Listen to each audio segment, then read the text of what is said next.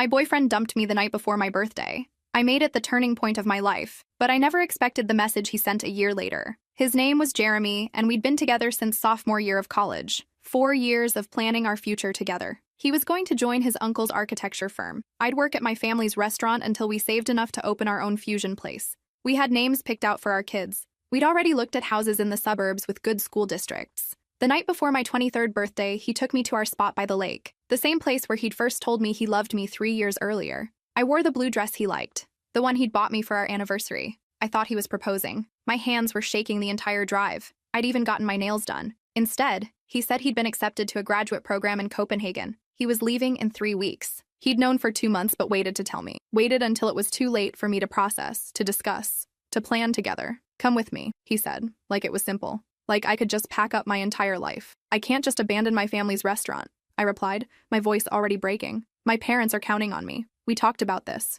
You said you were staying local. Plans change. This is a once-in-a-lifetime opportunity. And what about us? Isn't that once in a lifetime? He looked out at the water, not at me. If you loved me, you'd come. If you loved me, you wouldn't make me choose. Then I guess we want different things, he said flatly. Like 4 years could be dismissed in one sentence. Like the apartment we'd been about to sign a lease on together meant nothing. Like every promise we'd made was just noise. Just like that, 4 years ended. On my birthday, I woke up alone in my apartment, staring at the ceiling, wondering if I should just stay in bed forever. My phone was flooded with messages. Happy birthday texts from friends, my sister, co-workers, but nothing from him. Not a text, not a call, not even a pathetic happy birthday to soften the blow. My mom brought over cake, the same strawberry cake she'd made every year since I was 6. I couldn't eat a bite. She sat on my bed, stroking my hair while I finally cried. Not delicate tears. Ugly, choking sobs that made my ribs hurt. He's not worth this, she said. Then why does it hurt so much? She didn't have an answer for that. For 2 weeks, I was a ghost. I called in sick to the restaurant, claiming food poisoning, then the flu. I stopped showering. My hair became a matted nest. I lived on sleeve crackers and tap water because the thought of actual food made me nauseous. I watched the same episode of a cooking show on repeat, not really seeing it. Just noise to fill the silence. My roommate Bridget finally had enough. She banged on my bedroom door until I opened it. You smell like death, she said bluntly. If you don't get in the shower right now, I'm calling your mother. I'm fine. You're not fine. You're scaring me. When's the last time you ate real food? I couldn't remember. She made me scrambled eggs while I showered. I cried under the water, watching a week's worth of grime swirl down the drain. The eggs tasted like cardboard, but I forced them down because Bridget stood there watching until I finished. You know what the best revenge is? She asked. Living well? No, living better. Being so successful that he chokes on it. Something about those words stuck. That night, I looked at myself in the mirror and barely recognized the hollow-eyed woman staring back. My hair was matted even after washing. I'd lost 8 pounds I didn't have to lose. My skin was gray. My eyes were ringed with purple. That's when I decided. If he could chase his dreams across an ocean, I could chase mine. The next morning, I walked into my parents' restaurant and quit. It was a Tuesday lunch shift, relatively slow. My father was in the back office doing paperwork. My mother was prepping banchan at the front station. I'm not coming back after today, I said. My mother's knife stilled. What do you mean? I'm applying to culinary school. In New York. Because of that boy? My father appeared in the doorway, his face already darkening. Because of me. I've been working here since I was 14. I never chose this. You chose it for me. We built this for you, my mother said, her voice breaking. For you and your sister. So you'd have something. I know, and I'm grateful. But this isn't what I want. My father's face went through several emotions before settling on anger. So you're going to throw away everything we've given you? For what? To play chef in some fancy restaurant? I'm not playing. I'm serious about this. You're serious about running away, he said coldly. That's what this is. Running from responsibility, from family, from obligation. Maybe I am running, but I'm also running towards something. Can't you see that? My mother was crying now, and something in me cracked, but I didn't take it back. I couldn't. If you leave, my father said, don't expect us to support you. We won't pay for this fantasy. I'm not asking you to. I walked out before either of them could say anything else. My hands were shaking so hard I could barely unlock my car. My sister called before I even made it home. Mom's hysterical. Dad's throwing things. What did you do? I quit. Because of Jeremy? Because I hate working there. I've always hated it. I was just too afraid to say it. She was quiet for a long moment. Good. You should have left years ago. That was the last supportive word I heard from my family for months. I applied to culinary school in New York the next day. Wrote my application essay at 2 a.m., fueled by spite and leftover scrambled eggs. I talked about fusion, about honoring tradition while creating something new, about finding my own voice. I submitted it before I could overthink it. 3 weeks later, I got my acceptance letter. Partial scholarship based on my essay and a practical exam where I'd cooked 3 dishes that apparently impressed them. I'd need to cover room and board and the rest of tuition myself. I had $4,200 saved from working at the restaurant. It wasn't enough. It wasn't even close. But I was going anyway. I sold everything I owned that wasn't essential. My TV, my laptop, my barely used textbooks from college, the jewelry Jeremy had given me. I picked up a weekend job at a catering company. I moved out of my apartment and crashed on Bridget's couch for 2 months, paying her what I could. My parents didn't call. My sister would text occasionally, updates about the restaurant, carefully neutral information that avoided mentioning our parents' feelings. Then one night, my mother called. "Your father is still angry," she said without preamble. "I know, but I understand why you're going. I don't agree with how you did it, but I understand." I started crying. "I'm sorry I hurt you." "I know, but you hurt yourself more if you stay. I saw your face every day at that restaurant. You looked like I felt when I was your age before I got trapped. You're not trapped. Maybe not anymore, but I was once. And I don't want that for you." She sent me $1,500 the next week. Didn't tell my father. Just wrote, "For emergencies," in the memo line. I moved to New York 3 months after Jeremy left, September, when the city was just starting to cool down. I arrived with $2,400, a suitcase, a duffel bag of kitchen knives I'd been collecting since culinary school, and absolutely no plan beyond my first day of classes. My apartment was in Queens, a 4th-floor walk-up with no elevator. I shared a 600-square-foot space with 2 other girls, both dancers who were never home. We had 1 bathroom, a kitchen the size of a closet, and paper-thin walls. My bedroom was technically a converted closet. I could touch both walls if I stretched out my arms. But it was mine. Classes started the next week. I was terrified I'd be behind, that everyone else would be more skilled, more prepared. And I was right. Half my class had gone to prep schools with culinary programs. They knew terms I'd never heard. They could brunoise in their sleep. I stayed late every night, practicing cuts until my fingers bled. I watched YouTube videos on technique. I borrowed textbooks from the library and studied until my eyes burned. The first year was brutal. I worked breakfast shifts at a diner in Midtown starting at 5 a.m. The owner, a Greek man named Theo, paid me under the table and let me take home leftover pastries. I'd go straight to class after my shift, smelling like hash browns and coffee. Then I'd attend lectures and practicals until 6 p.m. At night, I prepped at a French bistro in the West Village until midnight or later. The head chef was a temperamental asshole who threw pans when you messed up, but the pay was better and I learned more in 3 months there than I'd learned in years at my parents' restaurant. Some days I got 3 hours of sleep. I lived on ramen, day-old bread from the bistro, and the sheer determination not to prove my father right. I burned myself constantly. My hands were covered in cuts and scars from rushing, from exhaustion, from learning the hard way that hot pans stay hot and sharp knives don't care if you're tired. I cried in walk-in freezers when the pressure got too intense. When Chef Qley would scream that my brunoise was uneven, that my sauce was broken, that I was wasting his time and ingredients. When I'd burn myself for the 3rd time in a shift and just want to quit everything. But I was alive in a way I'd never been. Every cut, every burn, every exhausted muscle was mine. I'd chosen this pain. It wasn't obligation or guilt or someone else's dream. It was mine. My roommates thought I was insane. "You work 3 jobs for cooking school?" one of them asked. "Why not just work at Starbucks?" "Because I need to be in kitchens. I need to learn." They didn't get it, but I didn't need them to. 3 months in, my father called. First time since I'd left. "Your mother says you're doing well." "She called you?" "She calls me every week, begs me to talk to you, says I'm being stubborn." "Are you?" "Yes, but so are you." I didn't argue. "I'm not going to apologize for being angry," he said. "You left during our busy season. You left your sister to pick up your shifts. You abandoned your family." "I didn't abandon anyone. I chose myself for once." "That's the same thing." We didn't speak again for 6 months. By month 8, I'd managed to land an apprenticeship under Chef Helena. She was a James Beard nominee, known for her innovative Asian-European fusion. Her restaurant, Sycamore, had a 6-month waiting list for reservations. The interview was terrifying. She had me cook 3 dishes while she watched in silence. Then she tasted each one, her face revealing nothing. "Your technique needs work," she finally said. "Your brunoise is inconsistent. Your sauce broke twice. You over-seasoned the fish." My heart sank. "But you have instincts.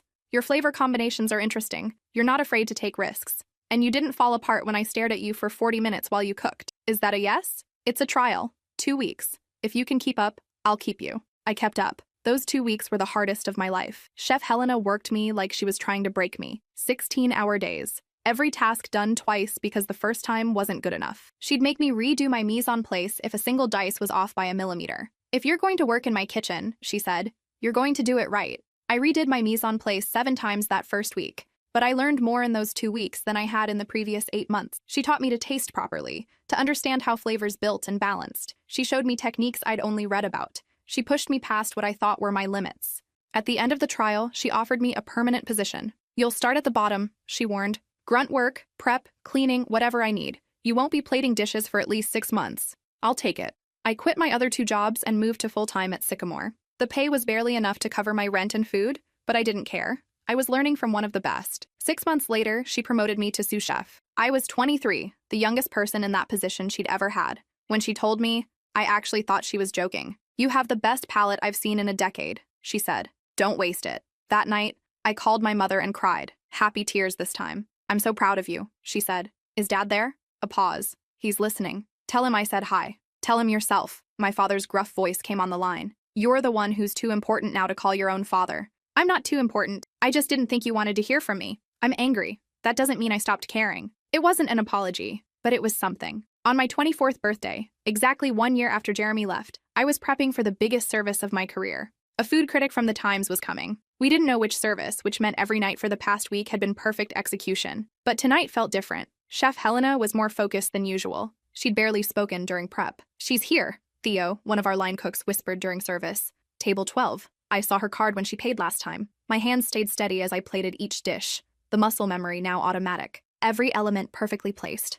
Every sauce the right consistency. Every protein cooked exactly to temp. The review came out 3 days later. Sycamore continues to push boundaries. The miso brown butter scallops, developed by sous chef, my name, showcase a stunning understanding of how to honor tradition while creating something entirely new. Each element worked in harmony, crispy, caramelized exterior giving way to butter soft interior, the miso adding depth without overwhelming the delicate sweetness of the scallop. This is the future of fusion cuisine. Chef Helena framed it and hung it in the kitchen with my name underneath in bold letters. That night, I was in my apartment, still riding the high, when my phone buzzed with a message from an unknown international number. I stared at it for a full minute before opening it. I knew. Somehow, I knew. The message was long, rambling. "I know I have no right to reach out. I know it's been a year and I have no excuse for the silence. But I've been following your career through mutual friends. I saw the Times review. I saw your name. I'm so proud of you. I always knew you were talented, but seeing you succeed like this is incredible. Copenhagen hasn't been what I expected. The program is prestigious, but it's cold here. Isolating. I don't have the connections I thought I would. I miss home. I miss you. I made a mistake leaving. I see that now. I'm coming back to the States next month. I'd love to see you. Maybe we could try again? You've become everything you were meant to be, and I'd love to be part of that.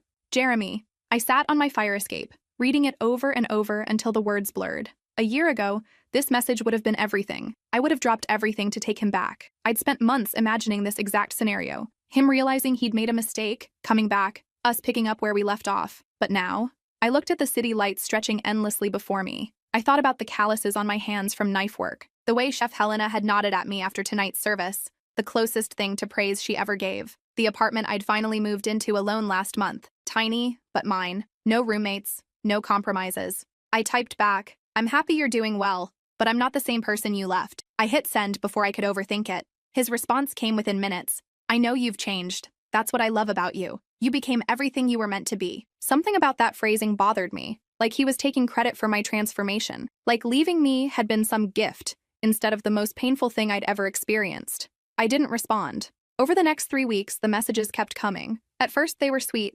nostalgic. He'd remind me of inside jokes. "Remember when we got lost trying to find that restaurant? Our favorite coffee shop. The trip we took to Vermont where it rained the entire weekend and we just stayed in bed." Then they became more insistent. "I bought a plane ticket. I'll be in New York on the 15th. I'd love to take you to dinner. There's this new place in Tribeca that got amazing reviews. I've already contacted my uncle about the architecture job. He's excited to have me back. We can pick up where we left off, better than before because now we've both grown." I didn't respond to most of them. I was busy. Chef Helena had started letting me develop new dishes for the spring menu. I was working on a concept that combined my family's Korean recipes with French technique. Isamjang butter, gochugaru spiced duck, kimchi beret blanc. It was the most creatively fulfilled I'd ever been, but the messages kept coming. 3-4 times a day. Screenshots of apartments he was looking at in Brooklyn. Restaurant recommendations. Memories I'd forgotten we had. Then Jeremy showed up at the restaurant. I was in the middle of service calling out orders when Theo poked his head into the kitchen. "Someone's asking for you. Says he's an old friend." My hands went still over the sauté pan.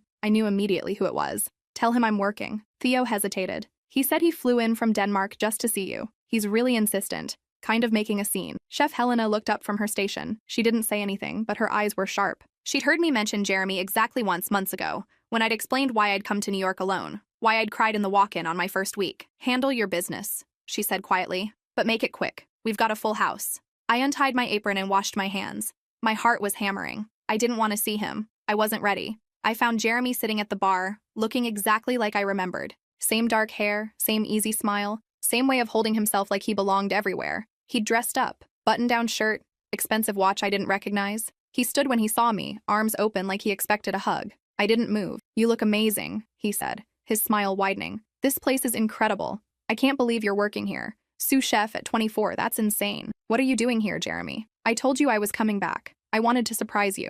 You should have called first. I did call. You stopped responding. I'm in the middle of service, I said, trying to keep my voice level. I don't have time for this. Then after, he pressed. Let me take you out after you close. We can talk properly. Really talk. Behind me, I could hear the controlled chaos of the kitchen. Chef Helena calling out orders, the sizzle of pans, the rhythm I'd spent a year learning. I close at midnight, I said. I'll be exhausted. I'll wait. Something in his tone made it clear he wasn't asking. He'd flown across an ocean. He expected payoff. Fine, I said. But just coffee. Nothing more. His smile returned, triumphant, like he'd won something. I went back to the kitchen, my hands shaking. Chef Helena caught my eye but didn't comment. For the rest of service, I moved mechanically, my mind somewhere else. When we finally closed at 12:30, I found Jeremy still sitting at the bar. He'd been there for over 4 hours, nursing 2 drinks and chatting with Bridget, our bartender. She gave me a look that said, be careful. We went to an all-night diner 3 blocks away, the kind of place I'd worked at when I first moved to the city. The irony wasn't lost on me. Jeremy ordered coffee and pie. I just got water. My stomach was in knots. So, he said, leaning back in the booth, tell me everything. There's not much to tell. I went to culinary school, got the apprenticeship. I'm working. Don't be modest. The Times review is incredible. You're talented. Really talented. I work hard. You always did. He reached across the table, trying to take my hand. I pulled back. His smile faltered. Are you still angry? I'm not angry. We're different people now. I know. That's what makes this perfect. We've both grown. We can come back together as equals now. The word equals stuck in my throat. Jeremy, what exactly do you want? He looked confused by the question. I want us to try again. I want what we had. We can't have what we had. I'm not the same person. I know. That's what I'm saying. You're better now, stronger, more independent, more successful. And you're the same, I realized out loud. You haven't changed at all. His face darkened. That's not fair. I've been pursuing my dreams, just like you. No, you've been pursuing the plan you always had. You went to grad school in Copenhagen because that was always the plan. Prestigious degree, impressive resume. You're coming back because Copenhagen didn't work out exactly how you wanted, because your program wasn't what you thought it would be. You're here because I'm suddenly more interesting now that I've succeeded. That's not true, isn't it? I leaned forward. When we were together, did you ever once ask me what I actually wanted? Did you ever consider that maybe I didn't want to run my family's restaurant? That maybe I had dreams that weren't convenient for your timeline? You never said anything, because I didn't know how. I was so busy being what you needed, what my parents needed, that I forgot to figure out what I needed. Jeremy sat back, his expression cooling. So this is about blame now? About making me the villain in your success story? No, this is about honesty. You left me because I didn't fit into your plans anymore. Now you're back because suddenly I do. I left because you weren't willing to take a risk. You chose obligation over us. And you're still choosing yourself, I said quietly. You always have. The silence stretched between us. Jeremy's jaw was tight, his hands clenched around his coffee mug. I made a mistake, he finally said. I'm trying to fix it. You can't fix what we had. It's gone. I'm not angry about it anymore. But I'm not going backwards either. So that's it? 4 years mean nothing? They meant everything. They taught me what I didn't want. I stood up, leaving money on the table for my water. I need to go. I have early prep tomorrow. Wait, Jeremy grabbed my wrist. Not hard, but firm enough that I stopped. Just give me a chance. One real conversation. Not here, not at your work. Somewhere we can actually talk. I looked down at his hand on my wrist. A year ago, his touch would have felt like home. Now it just felt like pressure. Let go, Jeremy. He did, immediately. Sorry, I flew here for you. I didn't ask you to. Would it have mattered if you had? Would you have wanted me to come? The question hung in the air. Honest answer? A year ago? Yes. 6 months ago, maybe. Now? No, I said. I wouldn't. I walked out of the diner and didn't look back. I half expected him to follow, but he didn't. The streets were empty, that strange quiet that settles over New York at 1 a.m. I walked the 20 blocks back to my apartment, needing the time to think. When I got home, I had 3 missed calls from Jeremy and a long text message. I understand you need space, but I'm not giving up on us. I'll be in the city for 2 weeks. When you're ready to really talk, call me. I love you. I always have. I stared at that last line for a long time. The thing about Jeremy was that he probably believed it. He probably did love me, in his own way. But his love required me to be a supporting character in his story, and I'd spent too long fighting for my own narrative to go back now. I didn't respond. I went to bed, set my alarm for 5 a.m., and tried not to think about it. The next morning, I showed up to prep and threw myself into work. Chef Helena was developing a new tasting menu, and she wanted my input on the third course. We spent 3 hours testing different approaches to a carrot dish: roasted, pickled, pureed, raw, each iteration bringing us closer to something special. "You're distracted," Chef Helena finally said,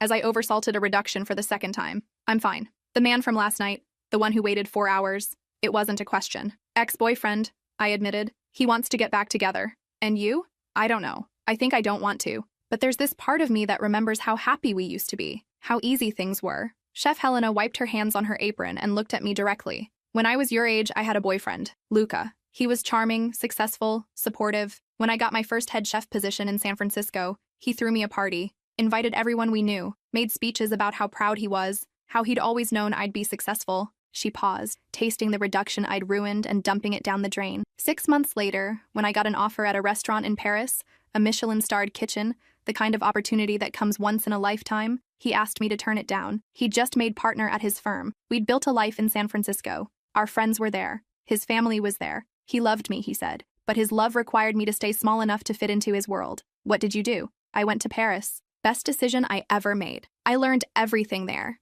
It's where I developed my style, where I learned to trust my instincts. And yes, I spent 2 years wondering if I'd made a mistake, if I'd thrown away something real for my ego." "And?" I asked. And I realized his version of love was about ownership. He wanted me successful, but only to a point. Only as long as it reflected well on him, as long as it didn't inconvenience his plans. Real love makes room for growth. It doesn't require you to choose. I started a new reduction, measuring more carefully this time. My hands were steadier. "He says he's changed," I said quietly. "Has he? Or has he just realized you're worth more now?" The words hit harder than I expected, because that's exactly what it felt like. Jeremy hadn't come back because he'd grown. He'd come back because I had. That evening, Jeremy showed up at the restaurant again. This time, I refused to leave the kitchen. I sent Bridget out with a message. I was working. He needed to stop coming by. He didn't leave. He sat at the bar through the entire service. 3 hours. When we closed, he was waiting outside the staff entrance. "You won't even talk to me?" he said as I tried to walk past. "We talked yesterday. For 5 minutes in a diner. That's not fair." "What's not fair?" I said, stopping to face him, "is you showing up at my workplace repeatedly. You're making this uncomfortable for everyone. I just want you to hear me out. Really hear me." I did. The answer is no. "You haven't even asked about my life, about what I've been doing in Copenhagen. You're so focused on your own success that you can't see I'm trying to be part of it." "That's exactly the problem, Jeremy. You want to be part of my success, not part of my life. There's a difference." "That's not—" "When did my birthday become about you?" I interrupted. "You dumped me the night before I turned 23. The next day I woke up alone, and you didn't call, didn't text, nothing. For a year I heard nothing from you. Not on holidays, not when I posted about culinary school, not when I moved to New York. Then the second I get some recognition, some success, you're back, acting like we're meant to be, acting like you have some claim to what I've built. I've been following your career the whole time. I've been supporting you from afar. Following me on social media isn't support. It's surveillance. And it's creepy." His expression hardened. "I can't believe you're being this cold. I thought you'd be happy to see me. I thought you'd missed me. Why would you think that?" "Because you loved me." His voice rose, echoing off the buildings. "You were planning to marry me. You said I was your future. I was 19 when I said that. I'm different now. So you used me, used my leaving as motivation, and now you don't need me anymore." The accusation stunned me silent for a moment. "That's not what happened, isn't it? You got what you wanted. The career, the recognition, the independence, and I'm just collateral damage. You left me," I said, my voice shaking now. "You ended it. You chose your path. You don't get to come back a year later and act like I owe you anything." "I chose wrong," he shouted. "I'm admitting that. I made a mistake and I'm trying to fix it." "Why won't you let me fix it?" "Because you can't. You can't fix this, Jeremy. We're not broken dishes that you can glue back together. We're different people who want different things." "I want you." "No," I said firmly. "You want the version of me that needed you. That depended on you. That made you feel important. That version doesn't exist anymore." I walked away before he could respond. My heart was hammering, hands trembling. I made it 3 blocks before I had to stop, leaning against a building to catch my breath. My phone rang. "Jeremy." I declined the call. It rang again. Declined. Then a text. "Please, just one more conversation. I'm desperate here." I blocked his number. The next morning, flowers arrived at the restaurant. 2 dozen red roses with a card. "I'll wait as long as it takes. I know you still love me, Jay." Chef Helena took one look at them and asked, "Should I be concerned?" No, he's not dangerous, just persistent. Persistence